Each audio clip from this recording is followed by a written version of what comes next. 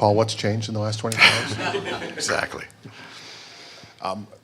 The routine that you keep speaking of, just, I guess, how important has it been to find ways to stick to that? And is it as easy as you make it sound to stick to the routine? Because No, you have to be prepared to make adjustments, because you can't just continually do the same things. First, you have to think your routine is right, and there's a value in the players, kind of having trust. They have a real good idea what the day is going to look like. We talk about that a lot. Kind of the first part of the meeting is this is what our day is. They've been through it before, so that lets them kind of just immerse themselves in it. You would clearly have to make adjustments as your day goes. But now we're not going to take a 25-minute practice into a 45-minute practice because we think we need to fix a bunch of things, right? We would stay with it, but it's just a routine.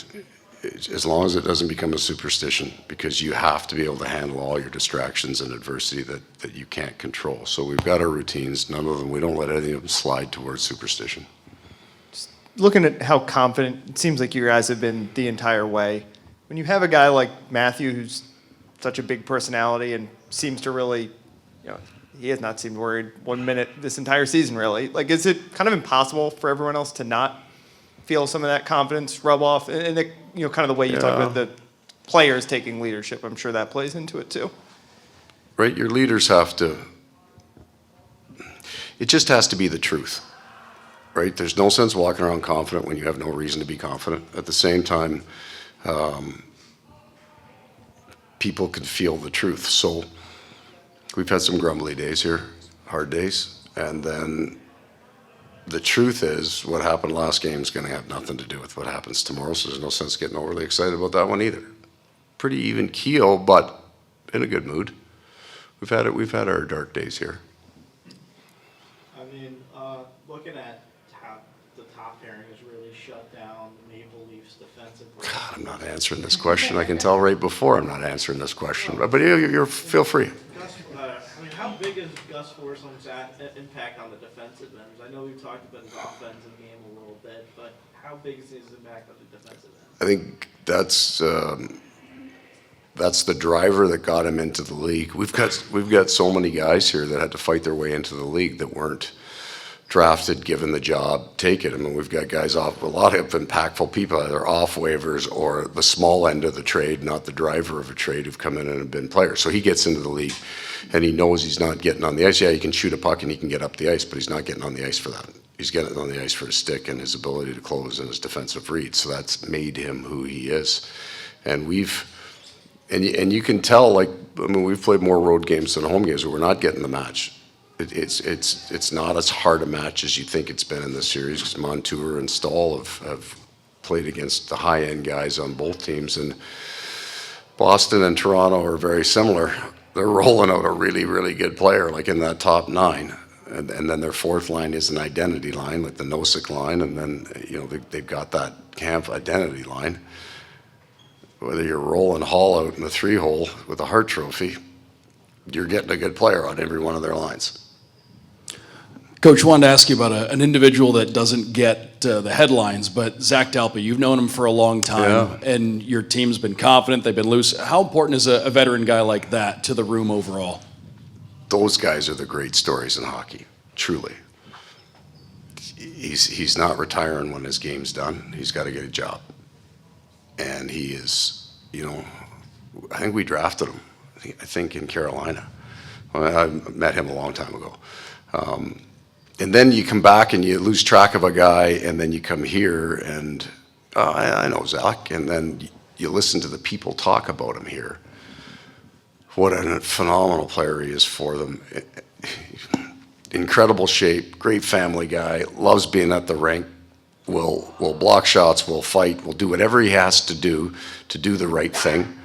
I'm trying to get him to remember the goal he scored against Boston more than the penalty he took it against Toronto and they scored on, right? Like, he's a heart and soul kind of guy. It's going to be a great leader of men. That's the great story, because he'll never forget that goal. That's not 1 of 30. Right? That's a tying goal in a closeout game, elimination game for us that gave us a chance. So he's a great story. Paul, in chatting with Barkov yesterday, he talked about the adjustment this year of the system that you wanted them to play, finding a manner in which it's a more repeatable game, a game that you can trust more. It was interesting to hear him talk about it, but I was thinking the challenge for you coming in this year, President's Trophy team, let's change everything. I mean, what was that challenge like to convince a group that that's one thing, but let's have playoff success? Well, it was made, I got two kind of drivers in this. One is Bill Zito, who did more than just change the coach with that mentality. We got to play a different game than we played. And then the other is the kind of willingness. They said yes, right? It got a little tough there in December. November, December was where the line was kind of drawn in the sand. We're doing this. But the players were good about it. I think they understood. I think, they had a couple of times. I thought they played great, though, 2 years ago against Tampa. I thought they were outstanding in that first round. But I think they knew that there were some things they needed to fix. And then, there was a big chunk of this team that left. So, with Duclair out, 5 of the top 9 forwards are gone. And we brought good guys back, but Huberdeau's skill level, we got to check.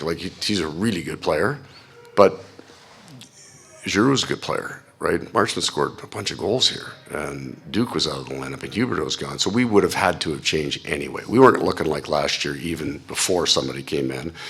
Uyghur goes, Sherratt goes. We were looking different. So there were those 2 or 3 forces kind of, but it wasn't unknown. It was the challenge, the interesting challenge for me that Bill presented, right? This is going to be a grinder. There's going to be some adversity here, but we've got to do it. And at the end of the day, none of it matters if the players don't. And I would say that Barkov is the driver of that, because Tkachuk didn't change. That's just the game he plays. He comes in here and it fits what we're trying to do.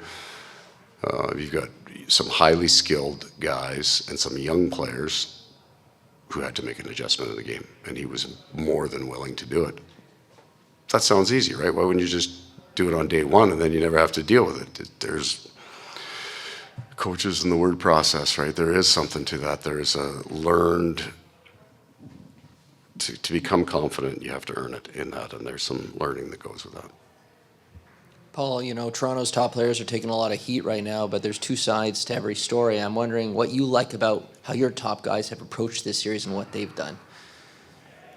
What I like is that that I can truly sit up here and give you a whole bunch of different names. That Lundell line has been really good. So the change in that lineup came off the Lomberg injury prior to Game 5 of the Boston series. And in a very short period of time, what it's done for our hockey team has been able to us not worry about the match. I'm not hiding that line. And I would run them against Bergeron or Coyle, right? Or Krejci or Zaka in the middle.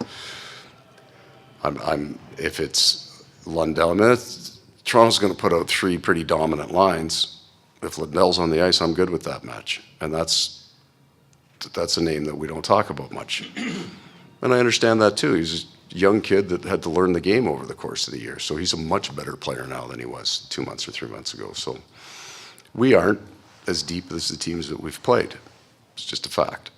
But we got some really nice stories of guys whose names don't get out there much who've been really important to us. To follow up on Pierre's question, how receptive and how important was it to have Barkov and Ekblad on board with the changes? I mean, you're like their 7th or 8th coach since they've been here. A lot of change. You know what I mean? It wouldn't have worked without them. You just can't. The 2 drivers, right? It absolutely would not have worked. You can't fight your best players, especially because they're really good. And there's a lot. And I'm not asking Barkov to play Bennett's game. But there's a whole bunch of things that all players have to do. Coach, you guys are 3-0 in overtime so far in the playoffs. Just what have you noticed about the team's mentality or their toughness or attitude that's helped you guys be so successful in OT? I would just say that, and it comes from watching, not necessarily knowing going into them. We're going out there to win. We're not going to measure it. We're going to try to play smart. Yeah, I'm not talking about 5 guys in the forecheck. We're going out there to win. The mistake isn't nearly as devastating a thought as Rhino being a rock star after that one. There's a way better payoff by being right. You lose the game, you lose the game. If you got it to overtime, you probably played a pretty good game in the playoffs. Let's go have some fun. Thank you guys. Okay. Thanks so much. Okay, guys.